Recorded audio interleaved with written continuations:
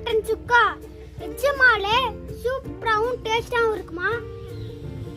Hi friends, இன்றைக்கி நம்ம ஒரு அருமையான மட்டன் சுக்கா ரெசிபி தான் பார்க்க போகிறோம்.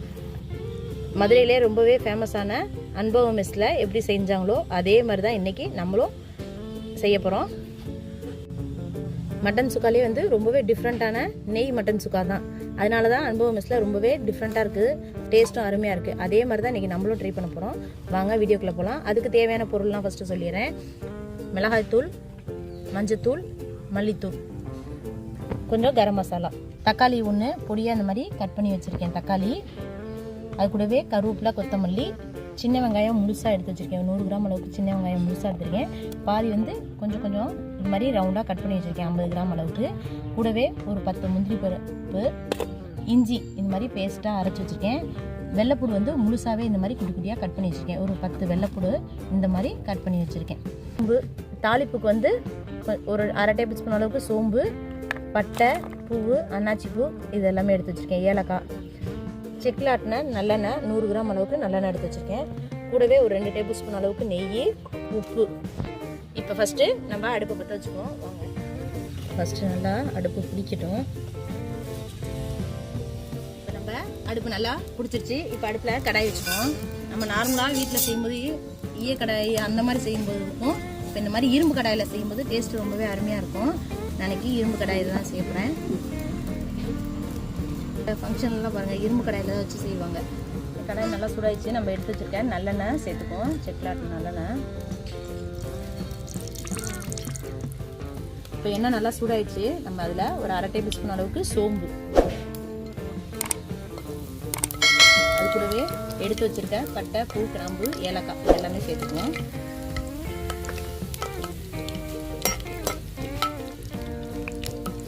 புரிஞ்சிருச்சு. இப்போ நம்ம கட் பண்ணி வச்சுருக்கேன் உரிச்சு வச்சுக்கோங்க பார்த்தீங்களா சின்ன வெங்காயம் முழுசா, அதை சேர்த்துக்கணும். அது கூடவே நறுக்கி வச்சுருக்க வெங்காயம் எல்லாமே நல்லா வதக்கிக்கணும். கோல்டன் கலரில் வறுபட்டுச்சு. இந்த ஸ்டேஜில் நம்ம எடுத்து வச்சுருக்க ஒரு 10 கருவேப்பிலையை அதோட சேர்த்துக்கணும்.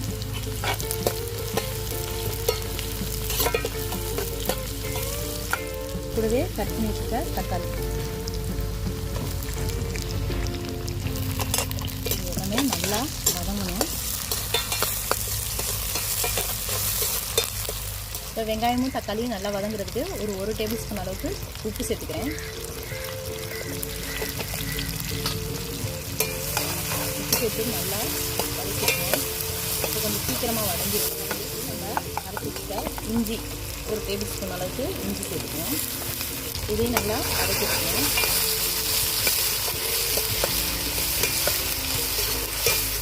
இஞ்சி, பூண்டு, வெங்காயம், தக்காளி எல்லாமே நல்லா வதங்கிடுச்சு. இந்த ஸ்டேஜில் நம்ம எடுத்து வச்சுக்க மட்டனை சேர்த்துக்கணும். இப்போ சுக்காவுக்கு இந்த மாதிரி மட்டனை கொஞ்சம் குட்டி குட்டி பீஸாக போட்டுக்கணும். நம்ம வேக வச்சு போடலாம், பச்சை கறியாகவே தான் போடணும். இப்போ சுக்கா செய்யும்போது எலும்பு இல்லாமல் தனி கறியாக எடுத்துக்கிட்டோம்னா தான் ரொம்ப அருமையாக இருக்கும். இது எல்லாமே சேர்த்து நல்லா வதக்கிக்கணும். இப்போ இஞ்சி இது எல்லாமே ஒன்று சேர மாதிரி நல்லா வதக்கிட்டோம். இந்த ஸ்டேஜில் ஒரு அரை டேபிள் ஸ்பூன் அளவுக்கு மஞ்சத்தூள், அது கூடவே 2 டேபிள் ஸ்பூன் அளவுக்கு மிளகாய்த்தூள் சேர்த்துக்கணும். 1 டேபிள் ஸ்பூன் அளவுக்கு கரம் மசாலா. இது எல்லாத்தையுமே நல்லா வதக்கிக்கணும்.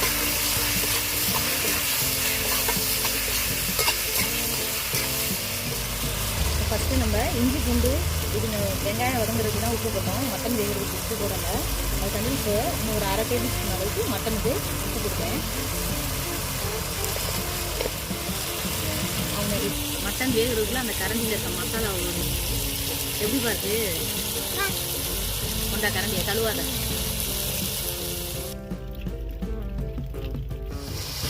நல்லா இந்த மாதிரி கரண்டி வச்சு இது நம்ம வதக்கிட்டே இருக்கணும். வதக்க தான் நல்லா தண்ணி எதுவுமே சேர்க்கல. இந்த கறியில் இருந்த தண்ணி தான் நல்லா அடிபிடிக்காமல் சுருளை இதை கிண்டிக்கிட்டே இருக்கணும். இது வந்து ரொம்ப எரிய விட்டுறக்கூடாது. இப்போ நான் ஒரே ஒரு விறகு வச்சு இந்த மாதிரி மீடியமாக எரிஞ்சிட்டே இருந்தால் தான் மட்டன் அதுலேயே வந்து வேகும். நம்ம வந்து தண்ணி ஊற்றலை, தீயை வந்து மிதமாக வச்சுக்கணும். கேஸில் வச்சுக்கிட்டோம்னு சொன்னால் அடுப்பை வந்து லோ ஃப்ளேமில் சுத்தமாக வச்சிடணும். நம்ம ஒரு தட்டை போட்டு மூடி வச்சுக்குவோம். 10 நிமிஷம் அப்படியே நல்லா லோ ஃப்ளேமில் நல்லா சுருள வேகட்டும்.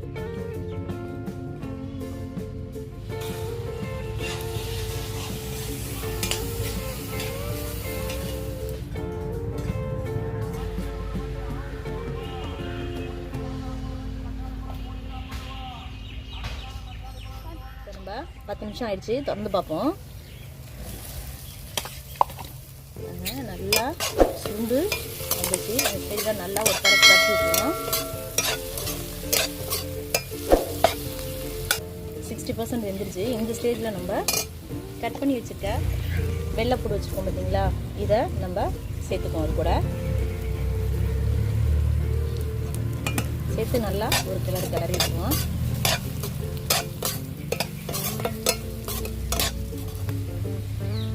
அது கூடவே கொஞ்சமாக மல்லித்தலை. இந்த ஸ்டேஜில் தான் நம்ம வெள்ளைப்பூடை சேர்க்கணும். முன்னாடியே சேர்த்தோம்னா அந்த ஃப்ளேவர் இருக்காது.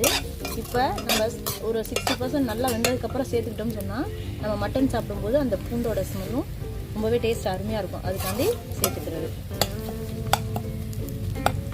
ஆல்மோஸ்ட் நல்லா ஒரு வந்துருச்சு. இன்னும் ஒரு 10 நிமிஷம் நம்மளுடைய மட்டன் சுக்கா ரெடி ஆயிரும். நெய் மட்டன் சுக்கா. மறுபடியும் தட்டை போட்டு மூடி வச்சுக்கணும். இப்போ 10 நிமிஷம் ஆயிடுச்சு. நம்ம திறந்து பார்ப்போம். பாருங்க, நல்லா சுருள வெந்துருச்சு.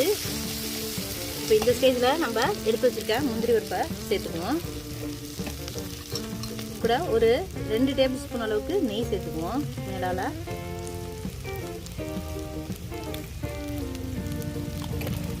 சேர்த்துட்டு அதை நல்லா ஒரு கிளறி விட்டு ஒரு 2 நிமிஷம் அடுப்பில் இருந்தால் போதும்.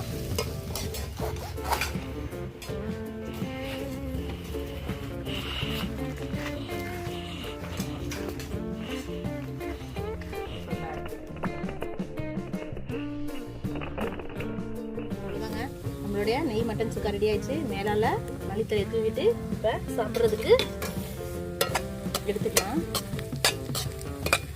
நல்லா சூப்பராக நம்மளுடைய மட்டன் சுக்கா நல்லா உதிரியாக சூப்பராக ரெடி ஆயிடுச்சு.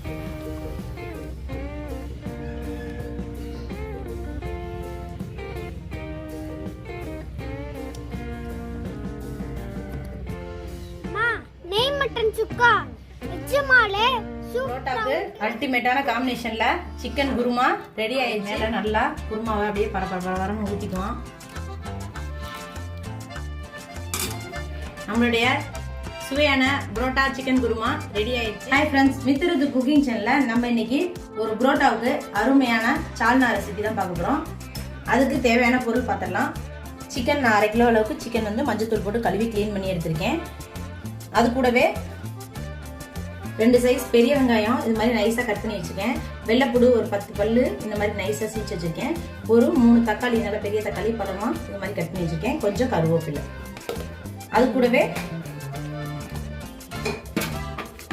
மிளகாய்த்தூள், மல்லித்தூள், கொஞ்சோண்டு மிளகுத்தூள் நுணுக்கி வச்சுருக்கேன். மஞ்சத்தூள், கரம் மசாலா, அவ்வளோதான் இதுக்கு தேவையான மசாலா பொருள். தாளிப்புக்கு கொஞ்சமாக சோம்பு போட்டு பட்டை, பூ, ஏலக்காய் இதெல்லாமே வந்து எடுத்து வச்சுருக்கேன் தாளிப்புக்கு. இஞ்சி பூண்டு விழுது 50 கிராம் அளவுக்கு இஞ்சி பூண்டு விழுது. இது கூடவே இதுக்கு மசாலா வந்து நான் வந்து ஏற்கனவே வந்து அரைச்சி வச்சுருக்கேன். என்னென்ன போட்டுருக்கேன்னு பார்த்தீங்கன்னா 1 டேபிள் ஸ்பூன் அளவுக்கு கசகசா, 1 டேபிள் ஸ்பூன் மிளகு, 1 டேபிள் ஸ்பூன் அளவுக்கு சோம்பு, கொஞ்சமாக தேங்காய், கருவேப்பிலை, புதினா, கொத்தமல்லி இது எல்லாமே போட்டு நல்லா கிரைண்ட் பண்ணி வச்சுருக்கேன். அடுப்பை தச்சுக்குவோம். கடாய் நல்லா சூடாயிடுச்சு. ஒரு 2 டேபிள் ஸ்பூன் அளவுக்கு கடலை எண்ணெய் சேர்த்துக்குவோம். இப்போ எண்ணெய் நல்லா சூடாகட்டும். எண்ணெய் நல்லா சூடாயிடுச்சு. நம்ம எடுத்து வச்சுருக்க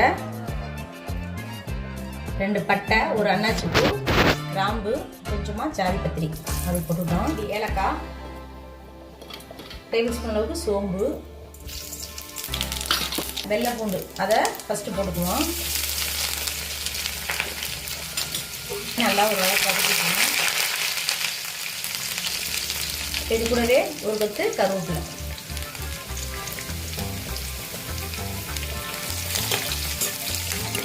நம்ம பொடியாக கட் பண்ணி வச்சுருக்க வெங்காயத்தை இதோட சேர்த்துக்குவோம்.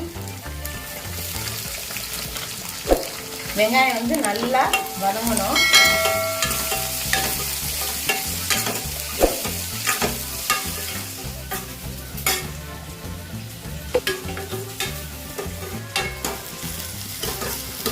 பாருங்க வெங்காயம் லைட்டாக கோல்டன் ப்ரௌனுக்காகவும் கண்ணாடி கலரில் வதங்கிட்டு இந்த ஸ்டேஜில் நம்ம கட் பண்ணி வச்சுருக்க தக்காளியை அது கூட சேர்த்துக்குவோம். தக்காளியை நல்லா ஒரு கிண்டி விட்டுருவோம். இப்போ வெங்காயமும் தக்காளியும் சீக்கிரமாக வதங்குறதுக்காண்டி 1 டேபிள் ஸ்பூன் அளவுக்கு சால்ட் சேர்த்துக்கிறேன்.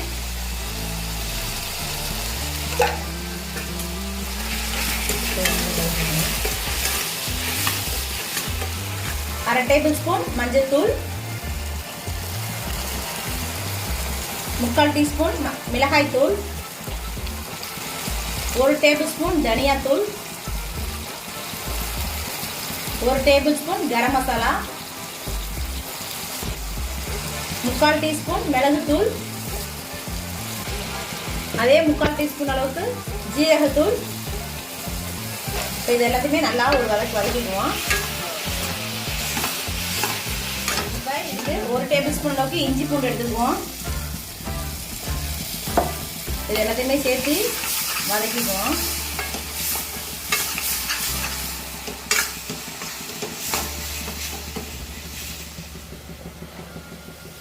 இப்போ மசாலாவோட பச்சை வாசம்லாம் போய் கொஞ்சம் எண்ணெய் பிரிஞ்சு வந்துச்சு. இந்த ஸ்டேஜில் நம்ம கழுவி க்ளீன் பண்ணி வச்சுருக்க சிக்கனை அது கூட சேர்த்துக்குவோம்.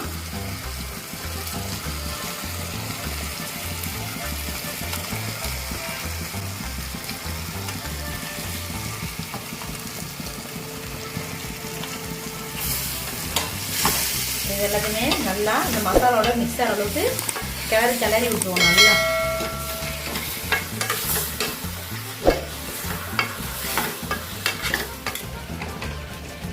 என்னடா பண்ற அடுப்படியில?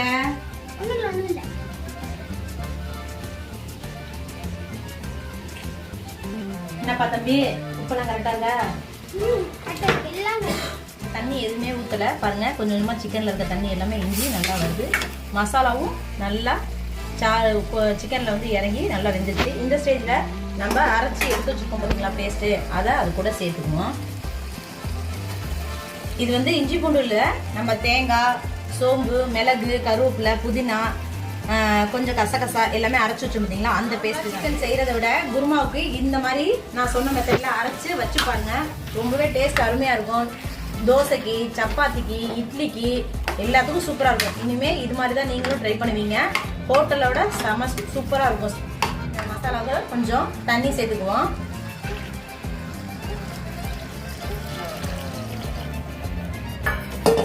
இது எல்லாத்தையுமே நல்லா ஒரு கிளறி விட்டுருவோம்.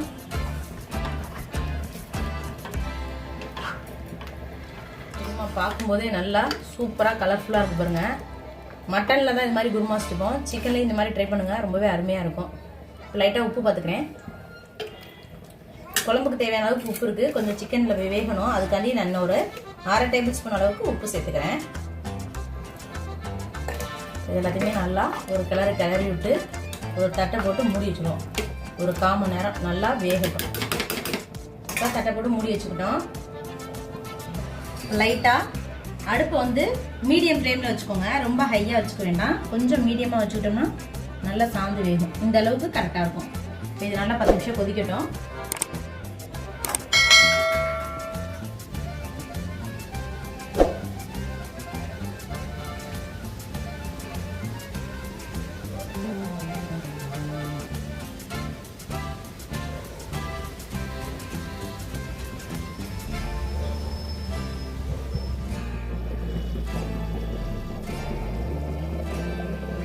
இப்போ கிட்டத்தட்ட நமக்கு ஒரு 10லேருந்து 15 நிமிஷம் ஆயிடுச்சு. நம்ம இப்போ திறந்து பார்ப்போம். நல்லா குருமா சூப்பராக கொதிக்குது. எண்ணெயெல்லாம் பாருங்க, ஓரங்களில் எண்ணெயெல்லாம் நல்லா பிரிஞ்சு வந்துருச்சு. இப்போ கறி வெந்துருச்சான்னு பார்ப்போம்.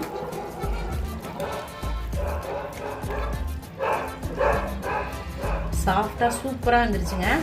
நல்லாவே அவ்வளோதாங்க, அல்டிமேட்டான காம்பினேஷனில் சிக்கன் குருமா ரெடி ஆயிடுச்சு. வாங்க சாப்பிட்லாம். இப்போ பாருங்கள், புரோட்டாவும் நமக்கு ரெடி ஆயிடுச்சு. இப்போ இது மேலே நல்லா குருமாவை அப்படியே பரபரன்னு ஊற்றிக்குவோம்.